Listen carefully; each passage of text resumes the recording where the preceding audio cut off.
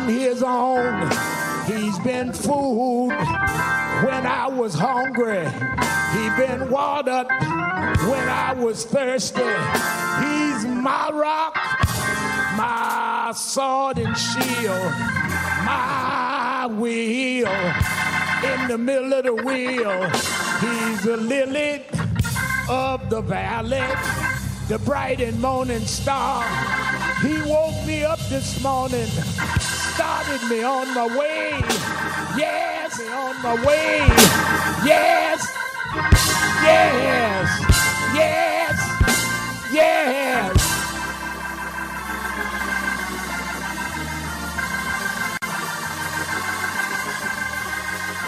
Let me say this.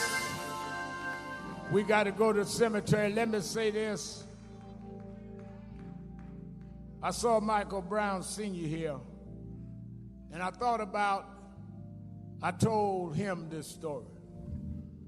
9/11 happened, Congressman Green, and we were all flustered in New York.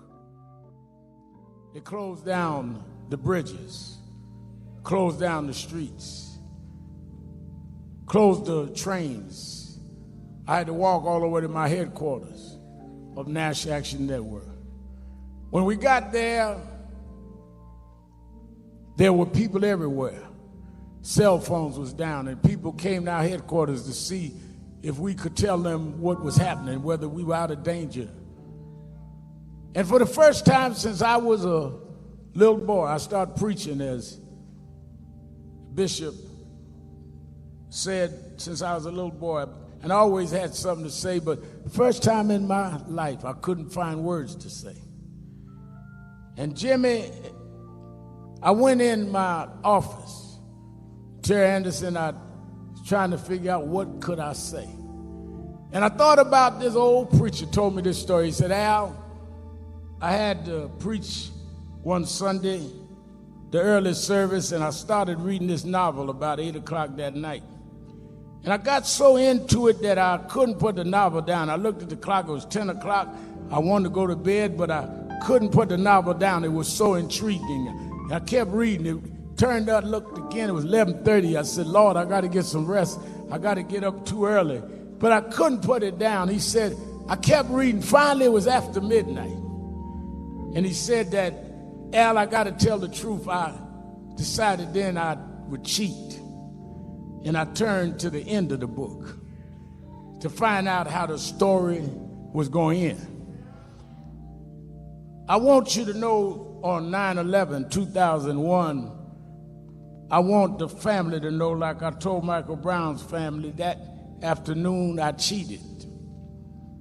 I sat in my office and I took my Bible out. And I turned to the end of the book. And I know how this story is going to end. The first will be last. The last will be first.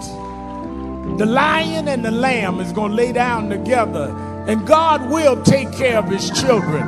We got some difficult days ahead, but I know how the story is going to end. There's going to be justice for George Floyd. There's going to be justice for Eric Garner. This story won't end like this. God will never leave us nor forsake us. I've been to the end of the book. Let's fight on. Let's stand together.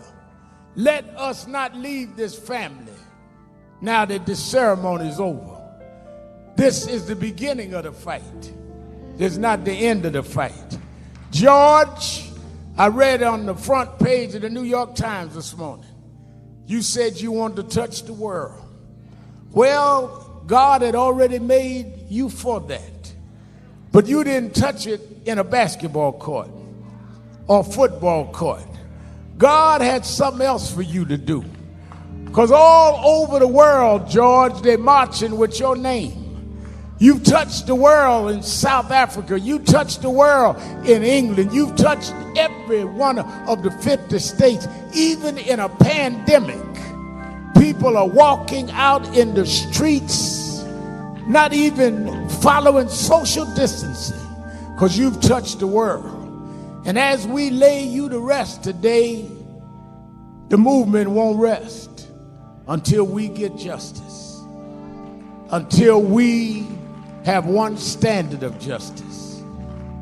Your family is going to miss you, George, but your nation is going to always remember your name, because your neck was one that represented all of us, and how you suffered represented our suffering. So we're going to lay you near your mama now. You called for mama. We're going to lay your body next to hers. But I know mama's already embraced you, George. You fought a good fight. You kept the faith.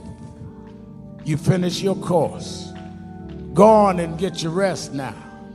Go on and see mama now. We're going to fight on. We're going to fight on. We're going to fight on.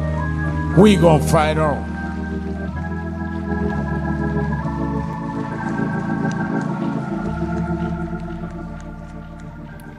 And you have just been watching a special report on the funeral for George Floyd in Houston. Thousands of mourners paid their final respects to the man whose death has sparked international protests against police brutality and racial injustice. Our Janice Fernandez is in our newsroom now to show us some of the emotional tributes from the beginning of this service today. Janice. Well, Calvin and Nicole, the funeral service was full of song and prayer, and it was very emotional time for Floyd's family. They were tearful, remembering Floyd, but also making their message heard loud and clear that they will continue to fight for justice. That we have such a great Today, 46-year-old George Floyd is finally laid to rest in the city where he grew up. It's time for us to celebrate his life. We may weep, we may mourn, we'll be comforted, and we will find hope. A private ceremony in Houston for family and close friends gathered inside the Fountain of Praise Church to say their final goodbyes. The family of Floyd clutching each other as they view the casket. There were tears and sadness, but above all, those in attendance celebrated the life and impact of Floyd. He will take care of you. Their ceremony full of prayer and song. It even included this touching moment of an artist painting a mural of Floyd during a song. But I know change will come. On Monday, thousands came to pay their respects at the viewing, including dignitaries like former Vice President Joe Biden, who met with Floyd's family privately. He did not attend today's service, but did record a video message. To George's family and friends, Jill and I know the deep hole in your hearts when you bury a piece of your soul deep in this earth. As I've said to you privately, we know you will never feel the same again. Video of Floyd's death 2 weeks ago in Minneapolis has sparked protests in cities across the country and around the world as calls grow louder for police reform. We have a responsibility to each one of them to make sure that we do not walk away today after having celebrated his life and not taken the next step to commemorate and to assure the future generations that this won't happen again. We are for all these young black men that are coming up in this world today, and just hug them and love them, because we don't ever know when the time will come. Now, the Houston police will lead the procession to the cemetery. Floyd, by the way, will be laid to rest next to his mother. Hundreds of people are expected to line the streets to say their final farewells.